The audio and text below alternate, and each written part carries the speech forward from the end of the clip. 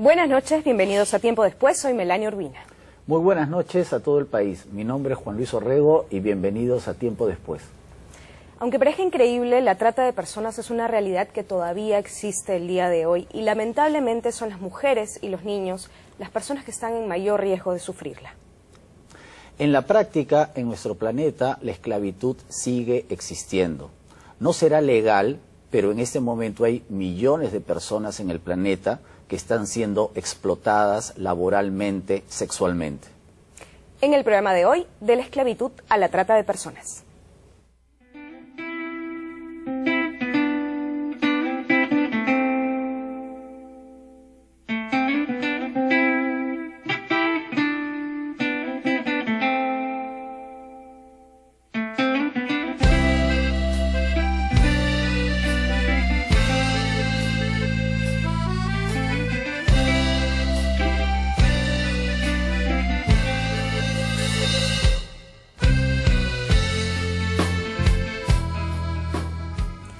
En el programa de hoy nos acompaña Ricardo Valdés, el expresidente de la ONG CHS Alternativo. Bienvenido, Ricardo. Gracias, gracias. Ricardo, ¿qué es la trata de personas? ¿Cómo podemos definirla? Yo creo que la mejor forma de definirla es como la han venido mencionando ustedes al inicio del programa, ¿no? Es como la esclavitud moderna, es en realidad una manera de renombrar un problema muy antiguo. Es algo que realmente ha evolucionado, quizás ligado a situaciones económicas, ligado a temas sociales, a problemas migratorios, en fin, a una serie de causas que tiene la trata de personas que imagino son parte de lo que vamos a conversar ahora. Pero sí, yo creo que para simplificarnos es la esclavitud moderna, es el proceso de la explotación de un ser humano por otro, en síntesis, ¿no? Y hay que señalar que es un atentado contra los derechos humanos, ¿no? Digamos que hace 200 años no estaba muy claro el tema de los derechos humanos, pero ahora sí hay que decirlo que objetivamente es un atentado contra los derechos humanos. Ahora dime, la trata de personas es un fenómeno muy antiguo, paralelo a la esclavitud, porque la esclavitud, digamos que era la explotación legal, formal, el esclavo era propiedad del amo, ¿no? Y en el Perú tuvimos esclavitud legalmente hasta 1854.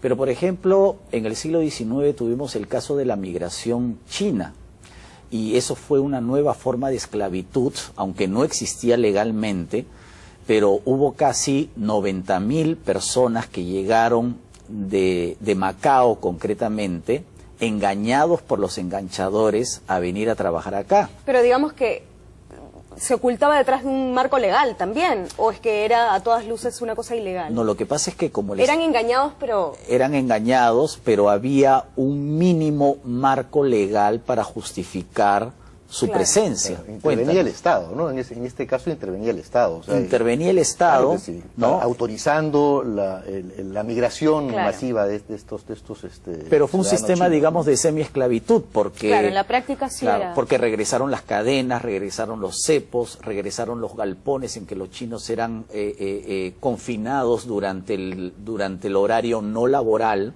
y solamente salían del galpón para realizar sus actividades. Exacto, claro que sí. Y de alguna forma, si lo comparamos a la definición actual de trata de personas, existían los mismos elementos que son necesarios para definir la trata actualmente, que están en la ley, ¿no? Es decir, la captación, cosa que ocurría obviamente en esa época, algún tipo de medio que se empleaba, en este caso el engaño, la falsa oferta de empleo, etcétera, porque les ofrecían una serie de condiciones claro, la captación inmejorables, es voluntaria, ¿no? Porque claro, les ofrecen cosas que al final no les dan. Exacto. Y ocurre lo mismo ahora, ¿no? Y, es un secuestro voluntario, se podría decir, bueno, porque no es que se lo llevan a la fuerza, sino con engaños terminan secuestrados. Claro, terminan secuestrados, terminan con la libertad restringida, y una de las cosas que es importantísimo al momento de trasladarlo es el desarraigo. Es decir, alejarlo del lugar de origen. Miles de kilómetros, además con la cosa compleja de que no manejaban el idioma, o sea, de una manera muy, muy restringida. Claro. Eso era un beneficio también para la persona que lo iba a explotar. Lo cierto del caso es que cuando llegaban aquí, tenían en el papel, digamos, una serie de ofertas que no se cumplían, un pago que no se cumplía, condiciones de vivienda que no se cumplían, etcétera, ¿no? Y bueno, y eran sometidos a un proceso de esclavitud enorme, ¿no? Claro, el motor de la trata de personas es el engaño. Sí. Es decir, a uno le dicen que ir a trabajar a tal actividad normalmente no lo es. Les pintan unos salarios y unas condiciones laborales que finalmente no lo son. Entonces muchas veces por la ignorancia o por la necesidad la gente acepta. Desde ese punto de vista podríamos llamarlo como un secuestro voluntario, ¿no? Porque el arma del enganchador, digamos, ¿no? Porque el enganche es una institución muy vieja. A los chinos en Macao los enganchaban haciéndoles firmar un contrato.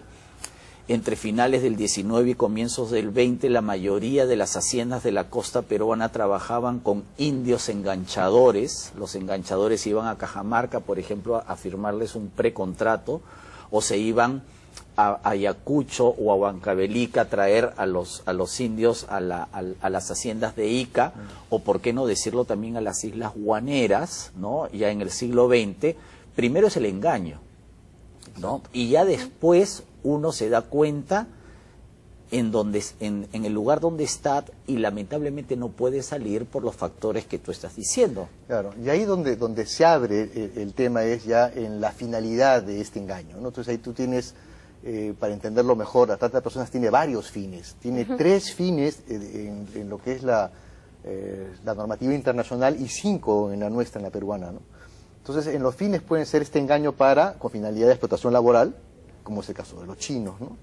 Y puede ser con finalidad de explotación sexual, como fue el caso de la trata de blancas, que fue también otra institución hacia finales del siglo XIX, ¿no? Sí, hay que explicarle a los televidentes que el término trata de blancas se sigue utilizando para explotar mujeres con fines sexuales. Correcto. Pero es un término que se acuñó en el siglo XIX porque como en Norteamérica la esclavitud de los negros estaba legalizada, cuando se traían de Europa mujeres blancas a dedicarse al trabajo sexual, allí se acuñó el término de trata de blancas.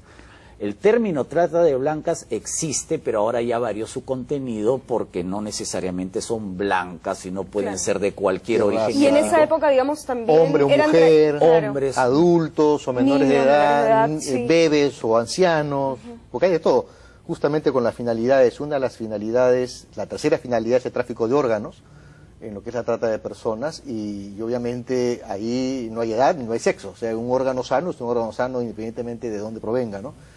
Y en el caso del Perú se le añaden 2 finalidades más, la venta de niños, que es una variante de lo que es todo el tráfico de adopción ilegal, y la mendicidad forzosa, que aunque parezca curioso, existe tanto para niños de 3, 4, 5 años, y también, sobre todo, porque hay casos, los hemos conocido, de ancianos que provienen de zonas altoandinas, que no tienen quien los cuide, que comer, y son captados. Hay organizaciones que los captan para pedir limosna. Ahora, otro de los mercados de la trata de personas era el servicio doméstico.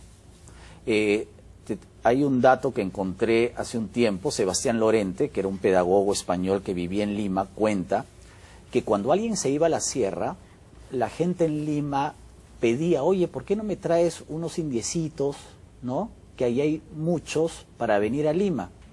Entonces los traían justamente para el servicio doméstico. No les pagaban, ¿no? Bueno, hablaban solamente el quechua, no hablaban el español, no conocían nada. Entonces ellos se sentían que a cambio de casa y de comida podían realizar un trabajo por el resto de sus vidas. Bueno, el servicio doméstico también es un gancho pero que detrás de ello hay una explotación sexual, que muchas mujeres les dicen que van a venir para trabajar en casas y terminan llevándolas a lugares para prostituirse. Bueno, el servicio doméstico, el trabajo en discotecas, el trabajo en restaurantes, digamos, las fachadas son múltiples, ¿no?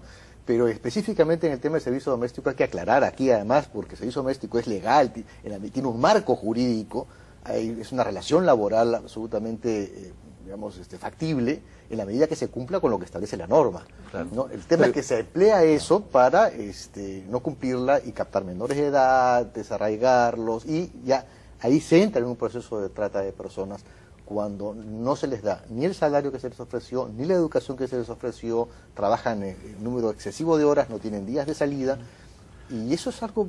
Pero hasta muy entrado el siglo XX no existía esa reglamentación Claro, que hay ahora exacto. para el trabajo doméstico. Y Por lo hasta el día de tanto, hoy mucha gente no la cumple. por lo tanto, no sé, en este No momento... existía ley de trata de personas tampoco, Claro. recién en el año 2007. Entonces, el servicio doméstico, por ejemplo, en Lima, hasta bien entrado el siglo XX, podía y ser una costumbres, forma ¿no? de trata de personas, ¿no? Regulado por los usos y costumbres. Hasta Claro, cierto punto. y la gente se liberaba de la culpa, y se liberaba de la culpa o se liberaba de la responsabilidad porque asumían que era un trabajo sobre la base de la reciprocidad. O sea, él me está dando su trabajo y yo le estoy dando casa, comida, entonces ahí está el pacto. Sí. Este es un digamos. tema que inclusive sale mucho en las capacitaciones que hacemos cuando salimos a otras regiones del Perú y tenemos conversaciones con público, con abogados, qué sé yo, profesionales de todo tipo, y sale inmediatamente el tema del el trabajo doméstico, ¿no? Entonces, ya hay que aclarar, o sea, cuáles son los rangos y los parámetros, cuándo se puede hablar de trata de personas y cuándo no.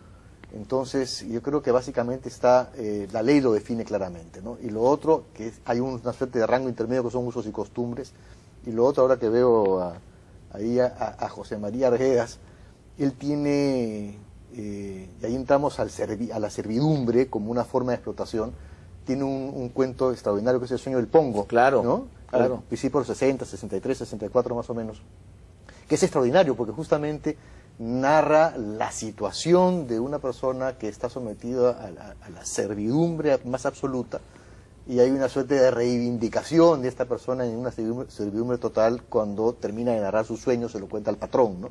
Claro, y lo baña de excremento. Y lo baña de excremento. Como una forma de Es muy interesante. sublevación de su condición. Claro. O sea, es una forma de invertir el mundo, digamos, en el sueño, ¿no? En el sueño, ¿no? Dice, y a ti, refiriéndose al patrón, lo baña de miel, y a mí, dice el Pongo, me bañan de excremento, ¿no? Pero después aparece el ángel y le dicen, lámase el uno al otro. ¿No? Ese es un poco el cierre de este cuento. Pero lo que quiero decir con esto es que esta figura del Pongo, de la servidumbre, y aquí que podemos entrar en otras variantes, porque una de las cosas que a mí más me llama la atención y más me impacta, me sorprende, es que cada vez que entramos a estas conversaciones es un poco la fuerza histórica, ¿no? De la fuerza histórica. Hay una tradición, Sí. lamentablemente tenemos una tradición porque existían en las haciendas el Yanacona, pero el Yanacona tenía cierto manejo, porque por ejemplo un Yanacona podía trabajar en su comunidad y también trabajar en la hacienda, pero ya el Pongo es un grado inferior al Yanacona. O sea, el Pongo ya es prácticamente el esclavo indígena del hacendado, ¿no? Bueno, tenemos que irnos a un primer corte y ya regresamos.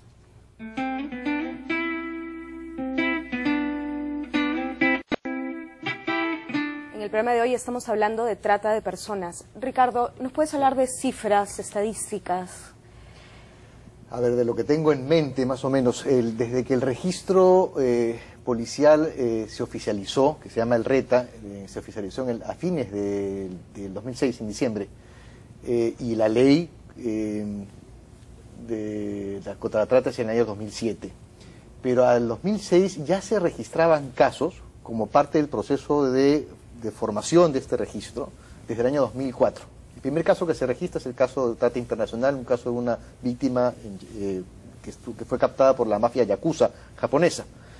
Y a partir de ahí se registran hasta la fecha, y digo hasta enero de este año porque el RETA ha dejado de funcionar por otras razones que después podremos explicar.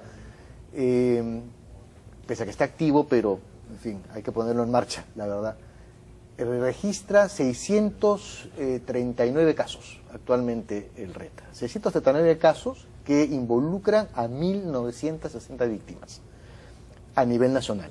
¿Y esa cantidad entre niños, mujeres? ¿Cómo A ver, es? al año 2010 el 65% eran menores de edad. O sea, más de la mitad de las víctimas de la Menores, trata de sí. personas eran menores de edad. Y dentro de los menores de edad, el 90% mujeres. Claro, porque era más con fines sexuales. Exactamente. Digamos que el otro rubro es con fines de mendicidad. Explotación laboral. Explotación Claro, laboral. es el segundo nivel. Claro, la mendicidad es quizá la forma más... combinación, ¿no? Además es la forma más visible, porque eso es algo lamentable, por ejemplo, en nuestro país.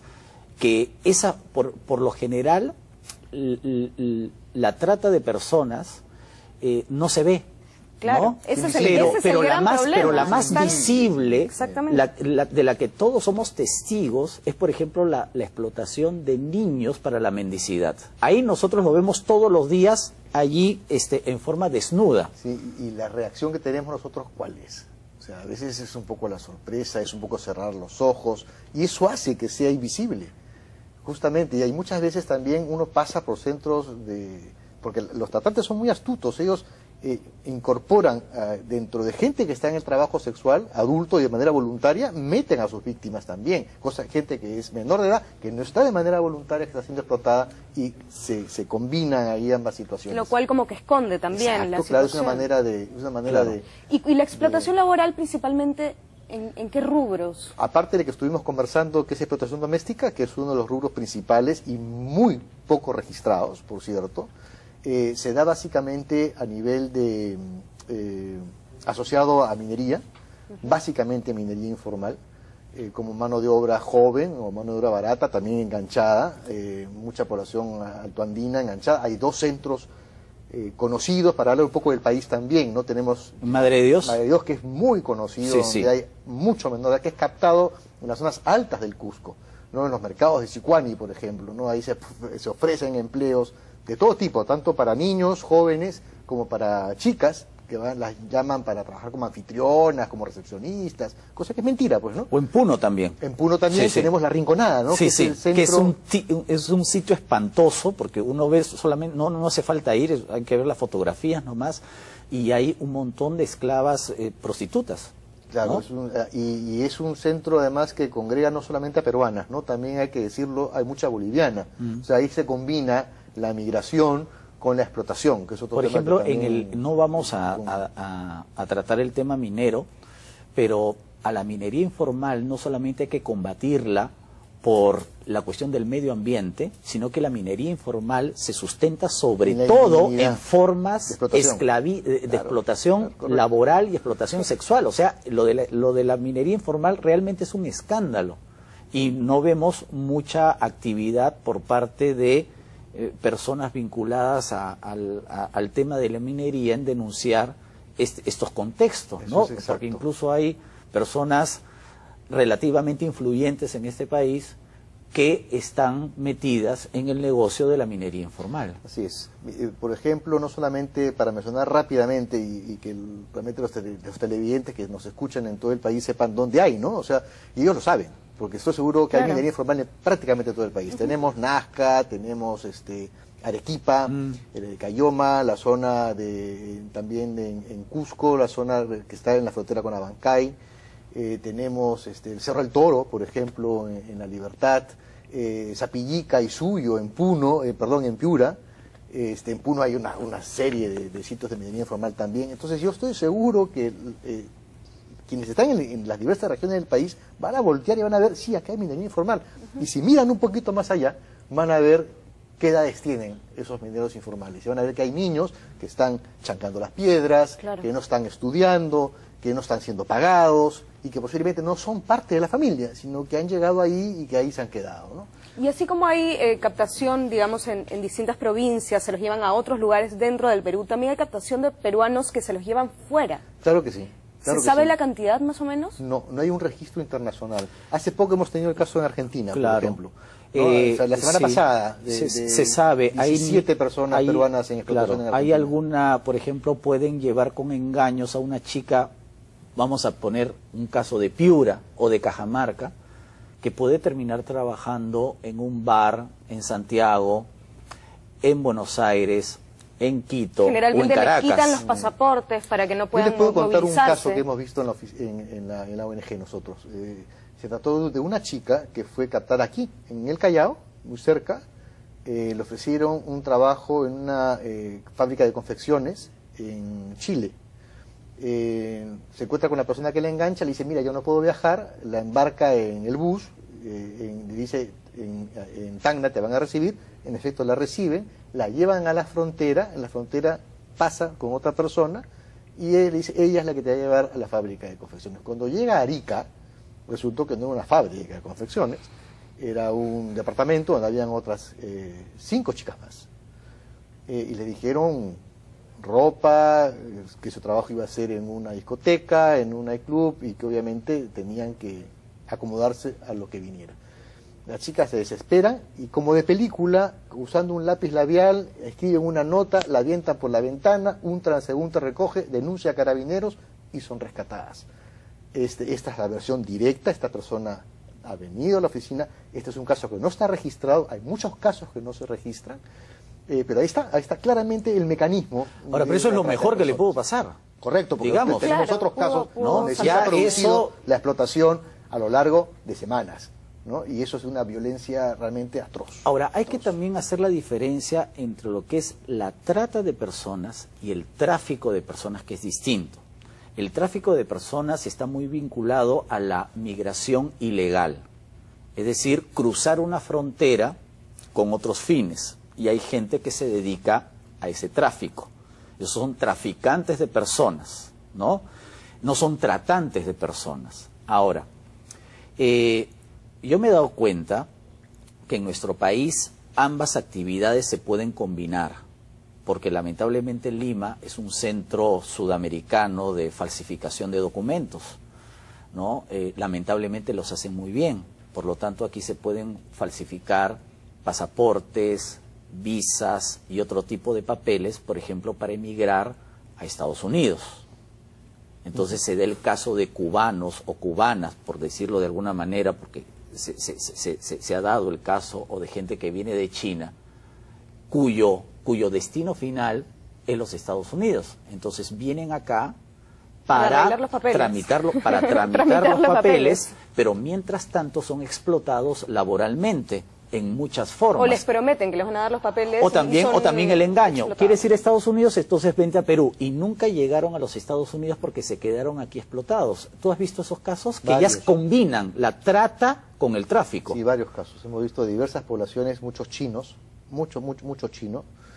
Ecuador tiene la política de fronteras abiertas. Entonces hay mucho tráfico por la frontera norteña, que pasan de Ecuador, además son engañados ahí, hacia Perú. Mucha población china. Imagínate, han pasado ya decenas de decenas y seguimos con el problema mismo que estábamos conversando al inicio de los chinos de Macao, que bajo otro esquema, siguen llegando aquí a través de otro sistema de explotación, que a su vez sus familias quedan en prenda en China, de acuerdo a lo que han contado ellos, víctimas de trata. Ahora, ¿no? la trata con el tráfico de personas muchas veces se explica porque el que quiere llegar, por ejemplo, a Estados Unidos no tiene dinero. Porque otra cosa es pagarle al traficante, caja. Claro, al traficante, yo tengo la plata, ya, con $5.000 yo te hago pasar a Estados Unidos. Y él te hace pasar por México, por ejemplo. Pero el que no tiene plata y quiere irse a Estados Unidos tiene que combinar la trata con el tráfico. Trabajo. Sí, pues, y van trabajando en el camino, ¿no? Eso es importante decirlo porque creo que mucha gente que mira hacia afuera con la posibilidad de tener trabajo, y esto lo digo pensando en la cantidad de peruanos que no solamente piensan en Estados Unidos, en Europa, que hay varios, sino que piensan básicamente en el trabajo en las zonas de frontera. O sea, hay muchos casos de explotación. Han habido en este último semestre casos de peruanos explotados en Chile, en viñedos, casos de peruanos explotados en Córdoba, en Argentina, casos de peruanos explotados en la zona de Loja, en Ecuador.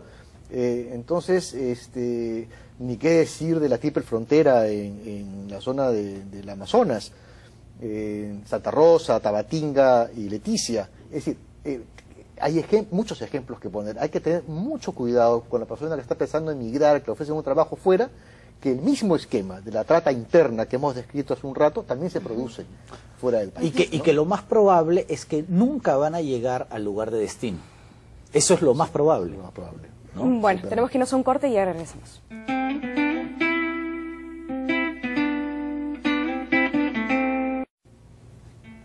En el programa de hoy estamos hablando de la trata de personas. Ricardo, ¿de qué manera podemos diferenciar? Digamos, hay trabajos que te pueden ofrecer y que son absolutamente legales y que el fin sí es el que te están diciendo que va a ser. Pero ¿de qué manera podemos detectar que puede haber un caso de trata para evitarlo?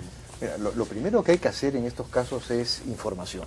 O sea, una persona que recibe una oferta de trabajo fuera de su lugar, de su domicilio habitual, porque puede ser a nivel de otra región del país o otro país, tiene que reunir información, tiene que averiguar, tiene que exigir información, que le den toda la información. Exacto, tiene que exigirlo y tiene que además, una vez que recibe la información, tiene que tratar de corroborarla, en lo mínimo, ¿no? Hay mecanismos, yo no voy a hablar del Google, por poner una cosa para saber si existe o no existe el sitio, pedir un teléfono, hacer una llamada al lugar a ver si ese lugar es tal o no. Si su intención es, además de buscar un trabajo formal, pues en ese caso puede llamar a los consulados nuestros para pedir información si realmente ese centro de trabajo existe o no existe. Que la familia, que personas cercanas estén informadas de a dónde te estás yendo, con quién te estás yendo. Dejar teléfonos, ir dejando huellas en el camino, ¿no? Ir trabajando de manera muy abierta también, y además informarle y anticiparle a la persona que la está enganchando que está ella haciendo ese trabajo, y informarle que está dejando huellas, informarle que ya habló con su familia, informarle que ya averiguó, informarle que además que sabe cuáles son los puntos de apoyo que puede tener el gobierno, donde va, decirle, ahí hay un consulado en tal calle, ahí hay, en fin, amigos o parientes de familia que ya saben que llego, porque si el tratante se da cuenta de que la persona está alerta y que ha tomado previsiones, no la va a llevar. Claro. Eso es lo primero que había que hacer. Ahora, los tratantes muchas veces en el Perú se aprovechan de una tradición histórica, y la cuento. Dentro de la organización andina es normal que los niños desde temprana edad colaboren con la familia, es decir, aporten a la familia. Pero eso lógicamente es en el contexto del trabajo colectivo, al interior de la comunidad, al interior del AYU, antes de la existencia de la comunidad. Entonces el niño puede ser proveedor de la economía familiar, pero los tratantes se aprovechan de esa tradición para distorsionarla. Entonces captan niños muchas veces con el aval y con el apoyo de la familia, claro, pero para otros fines. Ese es el problema, ¿no?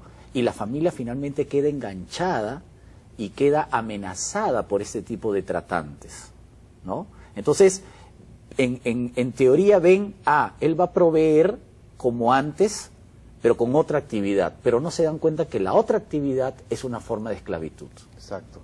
Y eso me hace pensar mucho también en las formas económicas de producción, o sea, en las zonas agrícolas hasta el 70, era muy común además que las familias trabajaran para otras familias dueñas de la hacienda sin recibir paga alguna. Pero eso era una forma de reciprocidad, la reciprocidad andina, pero muchas veces la reciprocidad se termina distorsionando, porque ahí quería llegar, porque claro, se van instalando justamente una serie de patrones culturales también, se va instalando esa posibilidad inclusive del servicio, porque eso se va distorsionando, claro, hasta que se convierte simplemente en el servicio, donde la persona entiende que por dejarla trabajar en mi tierra, yo puedo tener a esta persona a mi servicio, ¿no? Y ese es que la reciprocidad supone una simetría. Cosa que cuando hay asimetría ya no hay. Por ejemplo, claro, el trabajo doméstico en las casas aparentemente es una reciprocidad.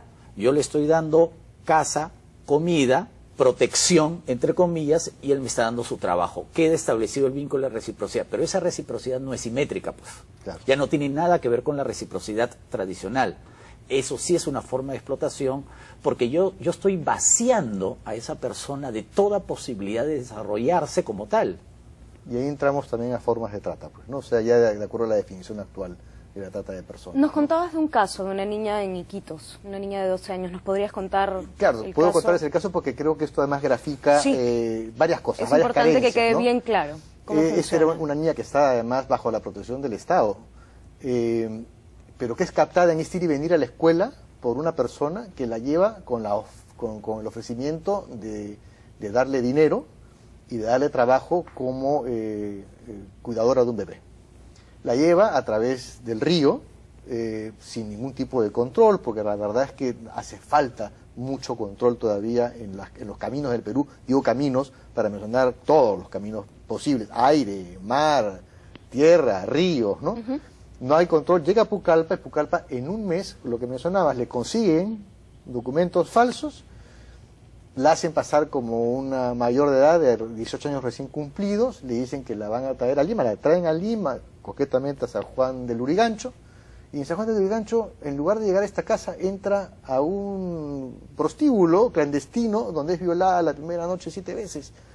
Y ocurre un incidente a la semana, donde uno de los parroquianos es hurtado, le roban su billetera, hace la denuncia en la comisaría interviene y dice además hay una menor de edad con la que había tenido sexo él también por supuesto fue procesado, ¿no? Pero es así como esta niña por la casualidad es rescatada. Y ahí se ve todo el proceso de enganche, de falsificación, de explotación que se produce en un típico caso de trata de personas con fines de explotación sexual. Ahora, ya que estamos en el tema de la trata por explotación sexual, bueno, ya conocemos el típico escenario, ¿no? Las discotecas, los bares, los prostíbulos, pero también hay por turismo sexual y también hay por matrimonios serviles. ¿Cómo es esta figura del matrimonio servil? O sea, ¿tú te casas con alguien para qué?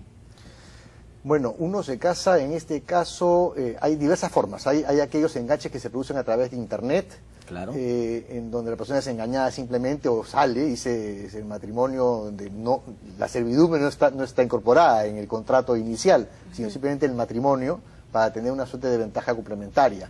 Por ejemplo, la nacionalidad en otro país, ¿no? Claro. Y resulta que cuando llegan a ese lugar, entra en una situación de servidumbre.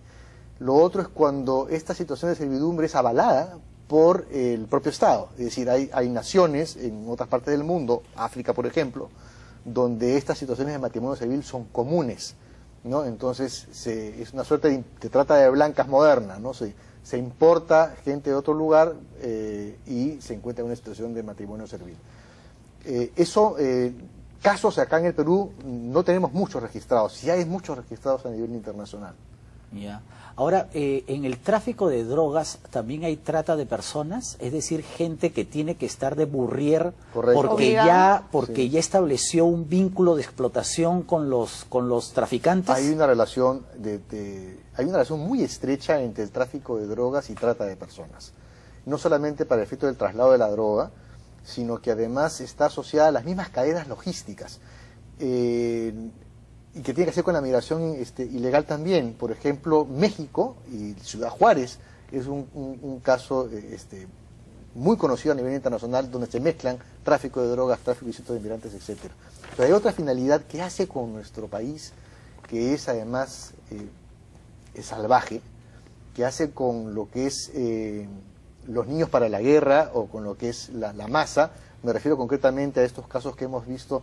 Yo personalmente los he visto cuando estuve en el Ministerio del Interior en el año 2003 y 2004. En los operativos Tormenta se rescataron decenas de ayánicas, nativos ayánicas que estaban bajo la explotación del Sendero Luminoso.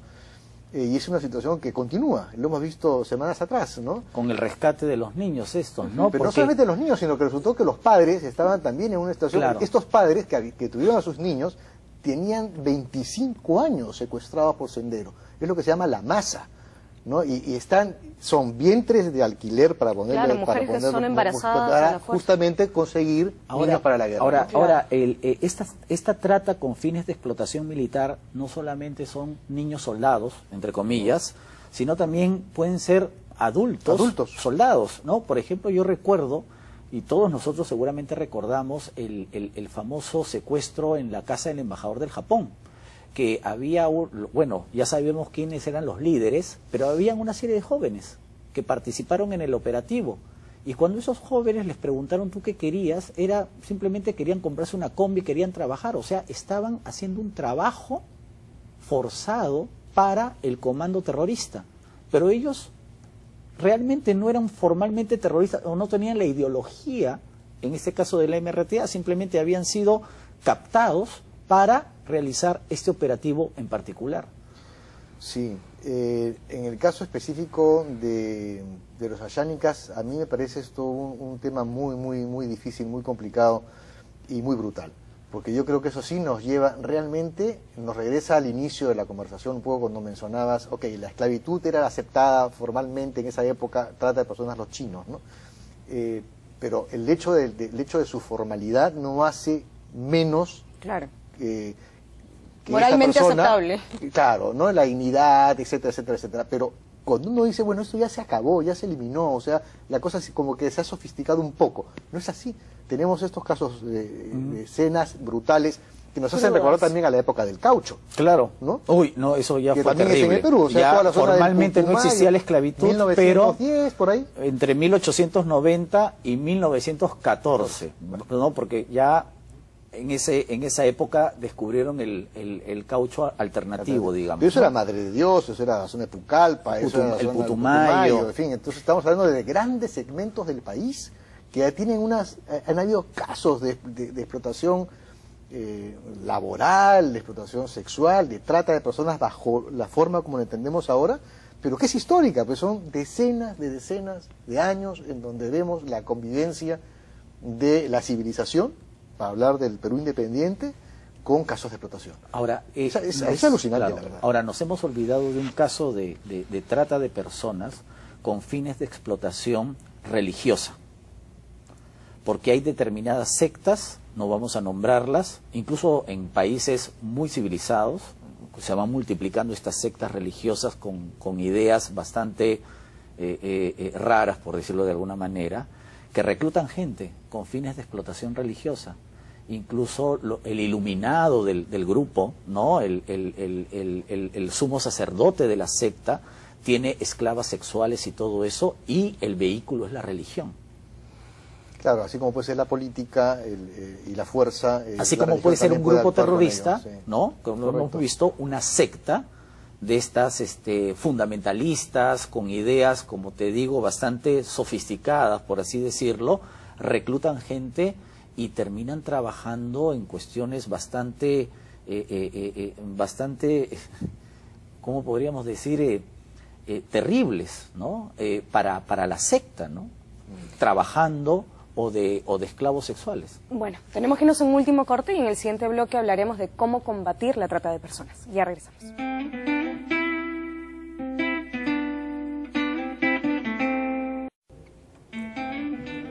En el programa de hoy estamos hablando sobre la trata de personas. Antes de hablar de cómo combatir la trata, nos quedó un tema pendiente que era el tráfico de órganos. Explícanos cómo funciona esto.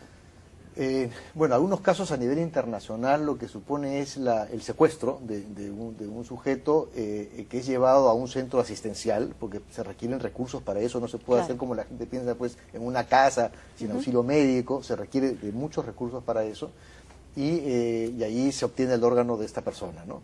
Se usan también para estos casos, se relaciona mucho también con el tráfico ilícito de migrantes, que la persona es indocumentada, no tiene quien vele por ella y es sujeta fácilmente a ser secuestrada. ¿Y qué pasa con la persona después que le han sacado los órganos? Bueno, si no es vital, pues continúa viviendo, ¿no? Ah, sí, no es que los dejan, digamos, y en otros morir. casos lo deja morir o aparece en alguna fosa, como ocurre, como habíamos mencionado anteriormente, en la frontera con Estados Unidos en Ciudad Juárez.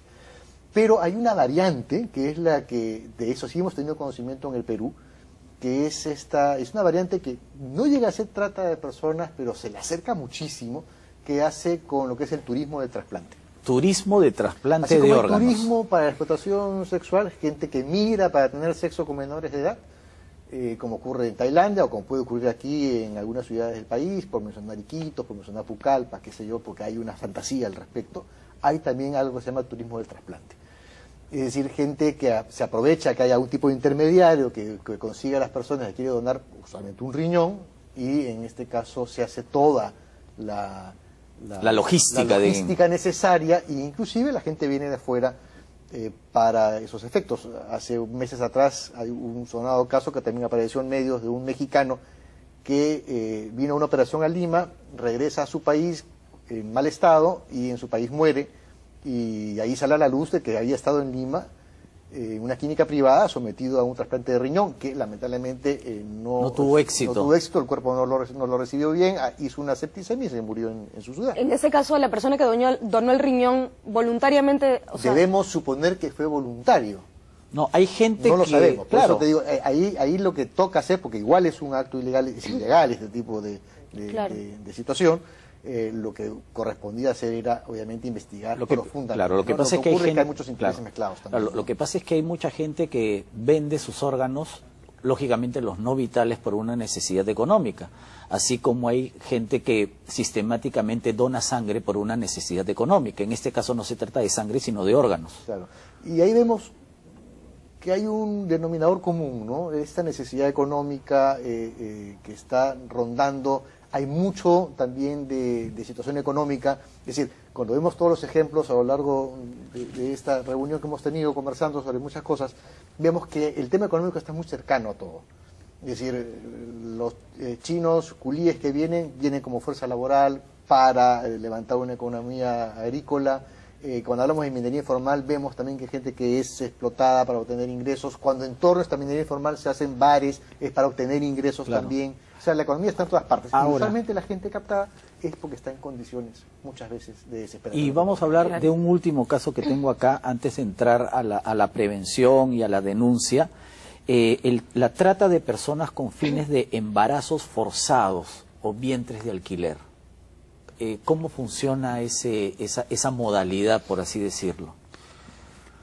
Distingamos aquella que es muy occidental, muy americana inclusive, ¿no? Que se ve mucho en las películas también, que son los vientres de alquiler. Además, el papá soltero, la madre soltera que tiene que tener su hijo. Yo eso lo sacaría claro, de este tema, claro. ¿no? Lo que sí es el embarazo forzoso, creo que el caso más conocido, más actual y más de nuestro país, es lo que comentábamos anteriormente sobre el tema de los ayánicas, ¿no? Que las mujeres son usadas como vientres de alguna forma de alquiler para obtener criaturas que puedan ser finalmente combatientes, ¿no? en un futuro. Y eso es totalmente criminal, pero ahí está. Lo tenemos y además lo tenemos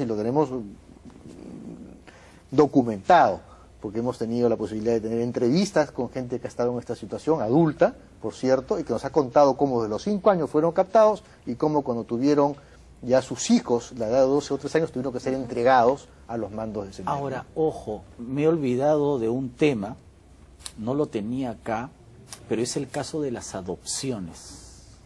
Hay tráfico de niños para adopción.